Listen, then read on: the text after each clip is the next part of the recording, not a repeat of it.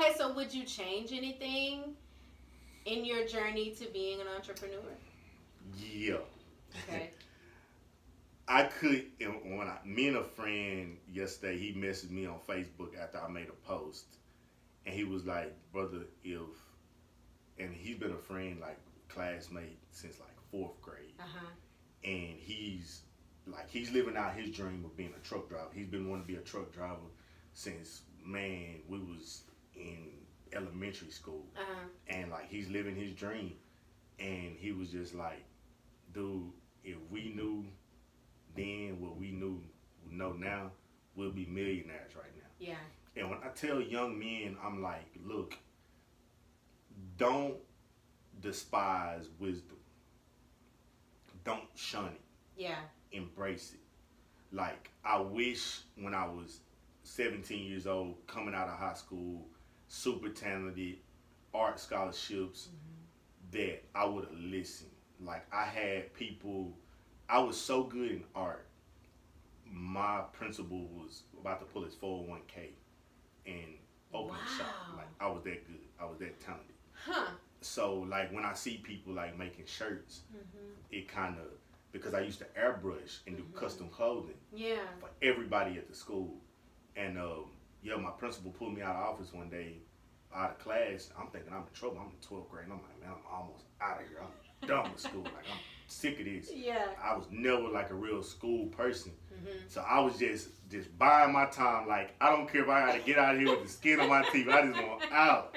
So he called me in the office. I'm like, man, what have I done now? Like, I'm always in trouble. Right. Like, my 12th grade year, I done cleaned up my act. Like, I've been doing good. Like, what do you want? Right. And he was like, I got an offer for you.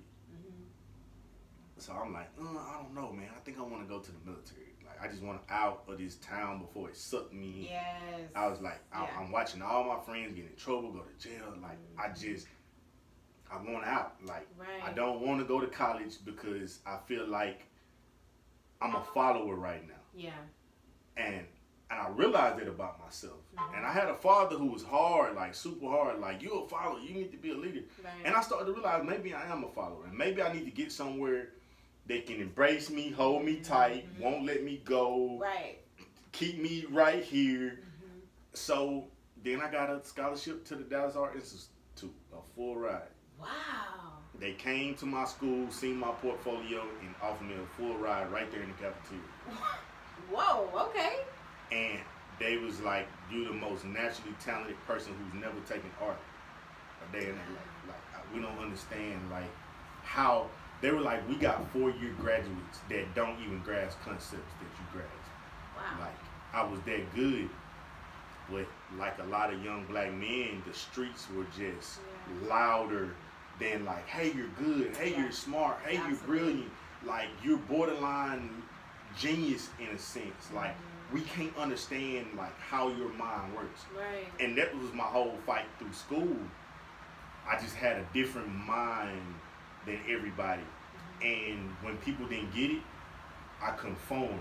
I became a chameleon. Right. Which is like, if you can't beat them, join them. Yeah. You know what I mean? So it's just like, because I got caught, oh, you weird, all you do is draw all the time. Like, you ain't hard enough, you ain't from our neighborhood.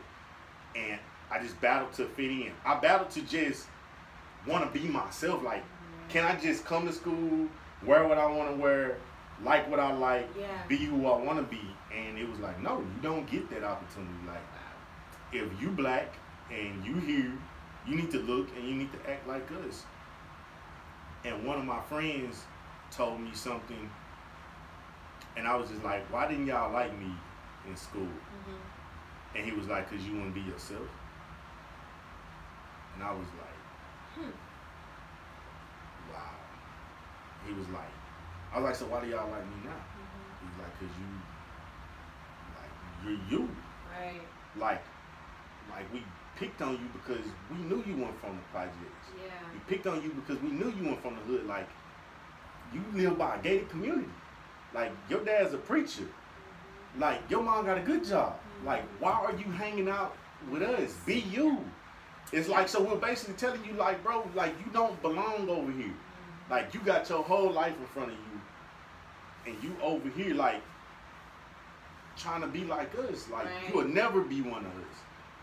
And at that moment, I was like, maybe it is cool to be myself. Mm-hmm. And that's when I was just like, I gotta find myself. Mm-hmm. And it's been a road, you know, it was right. a journey. Yeah. I think maybe 2 years ago, it finally clicked. Yeah. Like, and so when I tell people it's a marathon, it's a journey, mm-hmm. success don't come overnight. I've been hustling since I was 5. You see what I'm saying? It's yes. like a lot of people like, oh, you just blew up. Mm-hmm. I've been hustling since I was 5. Like, I've been on this journey to be my own boss since I could even fathom what a boss looked like. Right. Like, I never wanted to work for nobody else. And when God gave me the opportunity, after he took me through this and this and this, I thought he was breaking me. I thought he was against me. I thought, like, why was I born? Like, why am I going through all of this? Yeah. And it's like, now it all makes sense. Mm-hmm. You know, now it's like, oh, okay, that's what this was all for. Yeah. You know, and I'm just humble, you know, just humble and glad that I don't look like what I've been through. I'm not bitter. I'm not broken. I'm inspired. Yeah. You know, I'm inspired because I'm more of a spectator of my life than anything. I just sit back and observe it like, wow. You know, like, I don't even live in the hype of it. I'm just in awe, like, hey, do what you do, Jesus. What you do. You know what I'm saying? Just continue to do what you do.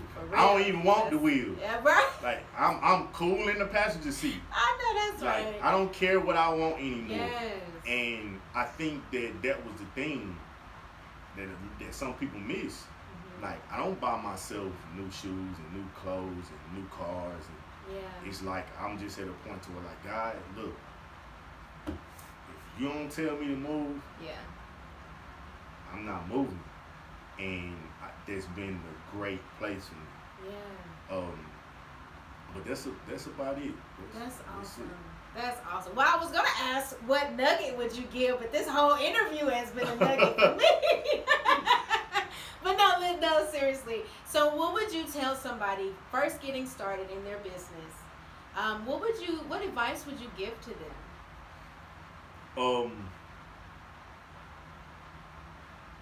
Trust your intuition. Yeah. It don't lie. Like, don't be afraid of humble beginnings. Yeah. You know, and be you. Yeah. Unapologetically. Yes. Be you. Absolutely. Like, I love that. Like, if you're on somebody else's path, you're always gonna be riding their tail. Right. You will never lead the way. And can't nobody do you better than you. Yes. So when you doing you don't have no competition. Right. Right. You only have competition when you looking at somebody else. And when it comes to business, reinvest. Mm-hmm. Like, reinvest in yourself, reinvest in yourself, reinvest in yourself. Right. And if it don't make money, it don't make sense. Yep. Like, that was the truest quote ever. Like, if it doesn't make you money in your business, then it don't make sense to have, to own, to buy, none of that. Like, and I've grown this business with that mindset. Right. Like, okay, I need to buy this. Does this make sense? How much money can it make? Mm-hmm. Okay, let me call my marketing guy. Mm-hmm. What do you think you can do with this before I buy this? Mm-hmm. Hey, dude, I think you got something. All right, buy. Wow. Boom, boom, boom, boom, boom, boom. Yeah. It just start paying for itself. Yeah. But if I didn't see a way, it wasn't no buying in it. Oh, I gotta make this work. Oh, no. Mm-hmm. It had to show proof first. I had to see the return on investment before I even make the initial investment. And get business savvy. That's the biggest thing. Right. Understand marketing. Understand business. Understanding where you are in your business. Understand your audience. Mm-hmm. Understand your demographic. Like, you need to know and understand business in your sleep. Like, it should be ingrained in your DNA what business is. Right. On the level you're on, the next level and the level after that. Because if you don't know what it looks like, you can never get there. Right.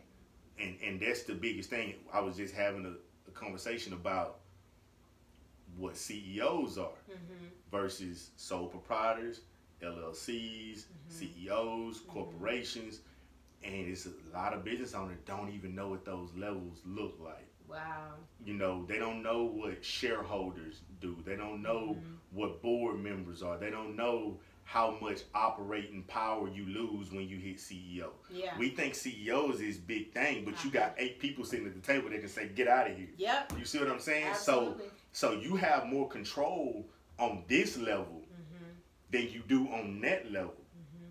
You just reached a profit margin that's a lot greater than here. Right. But to get on that level, you got to give up some control. Because it's like, hey, look, I need your 1.5 million to make this grow. Now, okay, I give you this 1.5 million, but I want to sit at the table to make sure you're doing the right thing with it.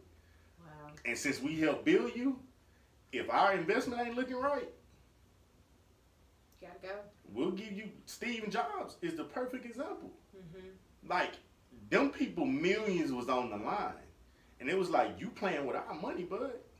We'll give you your 15% and you hit the road, Jack. But when you operating on this level, it's not like that. Yeah. So we have to be mindful of the words that we throw around and the connotations of them. Yeah. Because those words mean something. Absolutely. And you need to know what those words mean based on what level you want to be on. Yep. Because you might get there and be like, oh, I don't want nobody telling me, you know, I gotta go. Like, Yeah. that's a lot of pressure. Because not only, the business is your name, but you got shareholders who like, y'all need to figure this out before we start dropping shares. Right. And now you projected for 10 years, like $55 million for 10 years on a projected climb, and then it dropped and people start pulling stocks. Well, you done made all these advancements and growth moves and employments, Right. and you just got 5,000 people employed. Now it's like, oh, we didn't predict this decline. What you gonna do? What you gonna do? Now you gotta drop out, fire all these folks. Yep. So unemployment means something. Like, I think we look at the news and we buy into a narrative, but us on this level don't even understand how corporations operate. Right. So it's like, oh, them people, they don't care about them people. Yeah. You know, they just send them all out in the street. Unemployment levels are high. A lot of it's just bad investment moves. Yeah. You know, like, and that's how it affects the economy. It's like we put up all this money. Now the economy is affected this way. We projected an incline, but actually got a decline. Now we got to. So that's why I say, man, educate yourself. Spend your spare time soaking up information. Right. Learning. Yeah. Learning business. Like, learning business. I'm self-educated. Like I said, I didn't go to school for this. I just understood that there's some people out there who know a lot more than me, and I want all the information that they got. I hear you. And if you're on YouTube watching twerk videos, you can easily switch over and get educated. It's just that quick. Say it again, please, for the people in the back. Yeah, like, you can switch over just that quick and get educated. And it's going to take you to the next level. Yes. And I think that's where I'm at. Like, I just have this corporate mindset. Right. And I know where I want to go. I know where I want to be. I know what it looks like. Right. And I think that's the thing. A lot of us don't know what our success looks like. And if you don't know what it looks like, you can't pattern it. Yeah. Like, you can't get there. So I know what that looks like. And all I have to do is just put the suit on it. Just start to, here goes the shoe, here goes the pants, here goes the belt. And eventually, I got it dressed up. Yep. But that's about the biggest jewels I got to drop. Is just, mainly education. Yeah. And for us as black people. Yes, for sure. That's big. Yeah. We are babies, and I have to say this. We are babies as a nation of people, right? We haven't been free to the free world that long. Right. As a nation of people, of African Americans, we're close to the youngest race of people on this planet, free people. like we haven't been free long enough to understand how currency works. Mm-hmm. You know, we've been held back in the literacy department so long. Mm-hmm. So I would tell anybody right now to just understand that if you have children, mm-hmm. think of us like teenagers. Right. You know, we've been in mama's house so long, and now mm-hmm. we're out on our own. We're mm-hmm. grown. We got our first job. Right. You know, and it's like, right now you can't tell us nothing. We know it all. Mm-hmm. So along the way, we're starting to hit some bumps, some mm-hmm. bruises. But now I see us as a people who are starting to learn. It's starting yeah. to, what it's mama said, it's starting to click. And I tell my parents all the time, that older generation, like, look, understand the mistakes that we were making as a people, we're supposed to make. We're babies. Mm-hmm. As a nation, we're babies to the rest of the world. Like, you talk about being enslaved for 400 years and then being mentally enslaved for another 100 years. Mm-hmm. That's 500 years of slavery. Right. Our generation is really the first that's been allowed to just, there you go. Mm-hmm. And it's like kicking your child out the house, like, mama, hold up. No, go figure it out. Go figure it out. I'm not going to teach you nothing. Just do it. So we going to mess up. We going to make some dumb decisions. For sure. Like, so, and I tell the oldest, be patient. Mm-hmm. Like, we babies. We just now getting to the point where we starting to vote. Right. You know what I mean? So, and that's how I kind of look at it. We babies understand that there's a lot that we got to learn. We playing catch up. Yeah. In a lot of ways. And I love it. Like, I tell my parents all the time, like, we're building a Black Wall Street right here in Tyler. Yeah. Under your nose. And, like, I tell my parents, like, you got to come over here. Like, you got to come check it out. Like, if you ain't never seen one, like, this is probably the closest one that you're going to see right here in Tyler. And I'm just excited more or less to just be a part of it, you know. Yeah. Just to be here in the mix. Yeah. To say, hey, I could die today and I left my stamp. Yeah. You know, like, I feel like I'm leaving my stamp. And that's all I ever wanted to do. Like, I never just wanted to live, exist, and die. Right. Like, I wanted to let the world know, like, I was here. Yeah. And I was playing. I took one heck of a swing at it. And that's how I feel about business. It's like, I'm not afraid, because at the end of the day, there's a lot of people who are going to sit back and talk about you, but those are the people who didn't even step up to the plate. Mm-hmm. At least I stepped up to the plate and took one heck of a swing at it. Right. Like, and a lot of people can't say that. Yeah. And if I fail today, I can live with the fact that, hey, I gave it one heck of a shot, you know? Yeah. So, yep. That's what's up. Well, you definitely have left a mark, that's for sure. And you're doing something different. This is a whole different ball game that you're doing. I mean, you're taking care of people's breathing, like literally. You're making air clean enough for people to breathe in their own homes. So that's different. Nobody else is doing that. So I commend you, sir. Thank you so much for your time. How can the people follow you on your social media? I am on Instagram you can find me at Mr. Rhodes to you, Facebook at the Duct. Okay. Marcus Rhodes, RRX Professional Duct Cleaning. Okay. Is my business page. If you want to know what our products are, you can go there and to tylerductcleaning.com. Okay. They can book on Facebook. Real simple and straightforward, man. We're a full-blown company, so if you don't want to talk to me, you click the button, a technician will be at your house that day. So. Awesome. Okay. Well, hey, there you have it, y'all. Marcus Rhodes right here, the man of the month for View Woman magazine. And listen, if you want him to come to your house or your business to take care of the air that flows through your building, y'all make sure y'all reach out to him, y'all. He's doing great things. Do you want to say anything else before we go? Man, just all the listeners, keep grinding, stay motivated, and stay inspired. Absolutely. All right. Well, hey, that is the end of the show. And guess what, guys? We just talked about it. Thank you so much for listening and for watching. Peace.